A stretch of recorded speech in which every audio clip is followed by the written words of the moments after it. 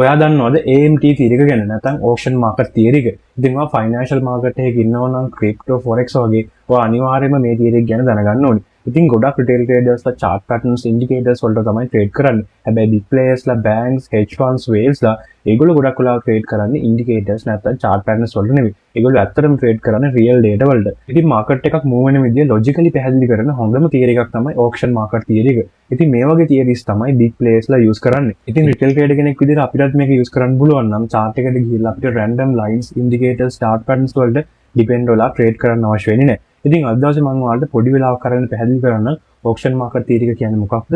මේක අපේ trading plan එකට කොහොමද සම්බන්ධ කරගන්නේ කියලා. ඔයාලට මම auction market theory එක ගැන සරලව පැහැදිලි කරන්නම්. ඉතින් මේ theory එකට අනුව ඕනම asset එකක crypto වෙන්න පුළුවන්, forex වෙන්න පුළුවන් වෙන ඕනම asset එකක price එක move වෙන්නේ auction process එකකට අනුව. ඉතින් මෙතනදී පාර්ශ්වයන් දෙකක් ඉන්නවා. එක පාර්ශ්වයක් තමයි buyers ලා, අනිත් පාර්ශ්වය තමයි sellers ලා.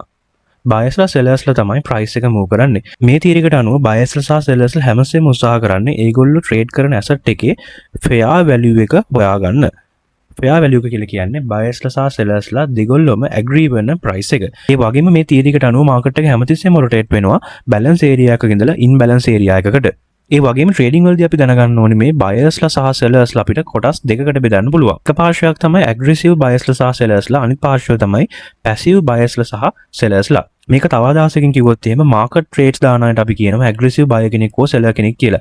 ඒ වගේම trading වලදී ඔයගොල්ලෝ දන්නවා limit trades දාන අය ඉන්නවා. ඉතින් limit trades දාන buyers ලාට හෝ sellers ලාට අපි කියනවා passive traders ලා කියලා. ඉතින් මේ aggressive traders ලා තමයි market එක move කරන්නේ. ඒ වගේම aggressive traders ලාට අවශ්‍ය කරන fuel නැත්නම් ඒ අවශ්‍ය කරන liquidity එක provide කරන්නේ passive traders ලා. මෙතනින් ඉස්සරහට අපි බලමු auction market theory එකට අනුව asset එකක price එක කොහොමද move වෙන්නේ කියලා. මම ඔයාලට කලින් පැහැදිලි කළා මතක ඇති market එකේ ඉන්න buyers ලා සහ sellers ලා හැමතිස්සෙම උත්සාහ කරන්නේ ඒගොල්ලෝ trade කරන asset එකේ fair value එක හොයාගන්න. නැත්නම් මේ දෙපාර්ශ්වයටම නැත්නම් buyers ලාට buy කරනවා වගේම sellers ලාට sell කරන්න fairම value එක නැත්නම් සුදුසුම price එක හොයාගන්න තමයි මේගොල්ලෝ උත්සාහ කරන්නේ කියලා. මේ chart එකට අනුව ඔයාලට පේනවා මෙන්න මේ area එකේ market එක balance වෙලා තියෙනවා. ඒ කියන්නේ buyers සහ sellers ලා දෙගොල්ලොම agree වෙලා තියෙනවා මේ price එක fair price එකක් කියලා. මෙතන මම buyers සහ sellers ලා කියලා හඳුන්වන්නේ aggressive passive කියන දෙගොල්ලොම. ඉතින් මෙතනින් පස්සේ ඔයාලට පේනවා market එක balance area එකක ඉඳලා imbalance area එකකට ගිහිල්ලා තියෙනවා. ඉතින් මෙතන imbalance එකක් ඇති වෙලා තියෙනවා. buyers ලා overtake කරලා තියෙනවා sellers ලා. එතනින් පස්සේ market එක නැවතත් මෙන්න මේ වගේ zone එකකට ගිහිල්ලා තියෙනවා. මේ zone එක අපිට හඳුන්වන්න පුළුවන් නැවත balance area එකක් කියලා. ඉතින් price එක මේ විදිහට up වුණාට පස්සේ මේ area එකේදී නැවතත් buyers සහ sellers ලා agree වෙලා තියෙනවා මේක තමයි fair value එක කියලා මේ asset එකේ. මෙන්න මේ විදිහට තමයි market එක move වෙන්නේ. balance area එකක ඉඳලා imbalance area එකක් දක්වා ගිහලා එතනින් පස්සේ ආපහු market එක fair value එකක් දක්වා ගමන් කරනවා. ඉතින් අපි market structure වල කතා කරන higher highs, higher lows වගේ දේවල් නිර්මාණය වෙන්නේ මෙන්න මේ theory එකට අනුව.